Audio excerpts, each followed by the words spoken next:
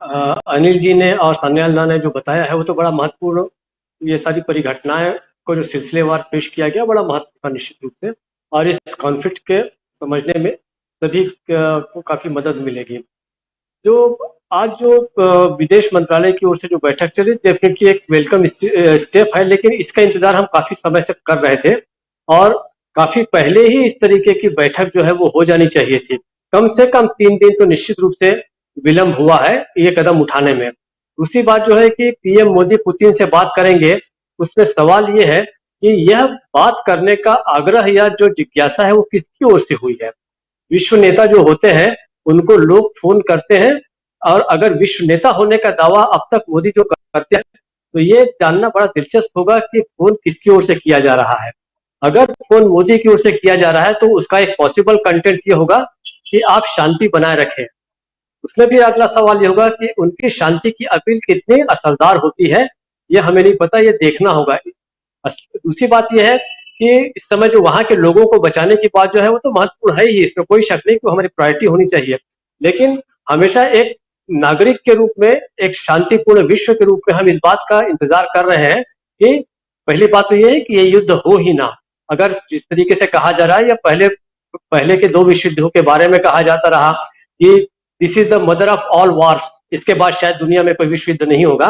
लेकिन ऐसा तो नहीं, विश्व युद्ध के मुहाने पर खड़े हैं, और अगर खड़े हैं तो ये वैश्विक नागरिक होने के नाते हम सब के लिए बहुत बड़ी चिंता का विषय ये होना चाहिए, क्योंकि पूरी दुनिया अभी बड़े संकट से गुजरी है। वह संकट है कोरोना का। इसके इस दौरान मुझे नहीं लगता कि दुनिया जो है किसी तरीके का कोई भी युद्ध झेलने के कगार पर है।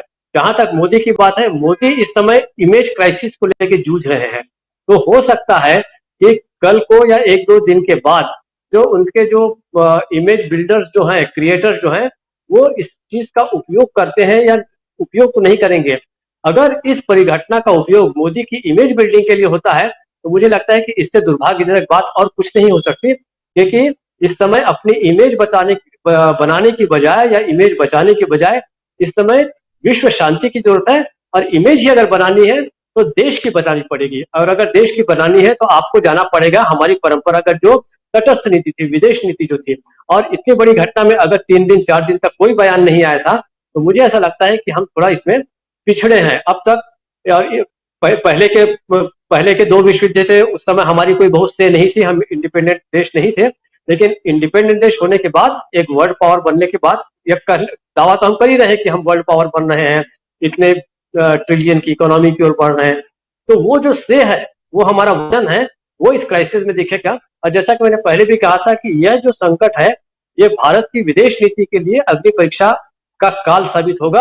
अब देखना यह है कि 1 या 2 दिनों के बाद इन सब जो जो उपाय कहे गए हैं आज विदेश मंत्रालय की ओर से, या मोदी आज पुतिन से क्या बात करने वाले हैं, उस पर बहुत कुछ निर्भर करेगा कि हमारी इमेज किस तरीके के राष्ट्र के रूप में जाती है। क्या हम एक शांतिप्रिय राष्ट्र के रूप में फिर से पहचाने जाएंगे, हमारी बातों का कोई वजन पड़ेगा या नहीं पड़ेगा, ये देखने की बात है। इस संकट को भारत को केवल कितने बिलियन डॉलर का नुकसान होगा, कितना आयात निर्यात हमारा प्रभावित होगा।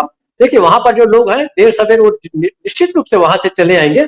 ऐसा नहीं कि उनके ऊपर कोई ऐसा बहुत बड़ा जान का खतरा बिल्कुल नहीं होगा। सारी दुनिया जो है वहां के छात्रों की चिंता करेगी, और छात्र जो है, मुझे पूरी उम्मीद है कि वो इस वार से अछूते रहेंगे और वो भारत सुरक्षित लौट आएंगे।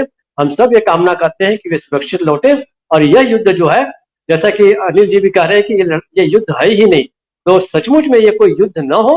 और हम एक विश्व नागरिक होने के नाते हम चाहते हैं कि सारे के सारे देश जो है वे शांति की ओर बढ़े, और इसमें देखना होगा कि कौन क्या भूमिका निभाता है।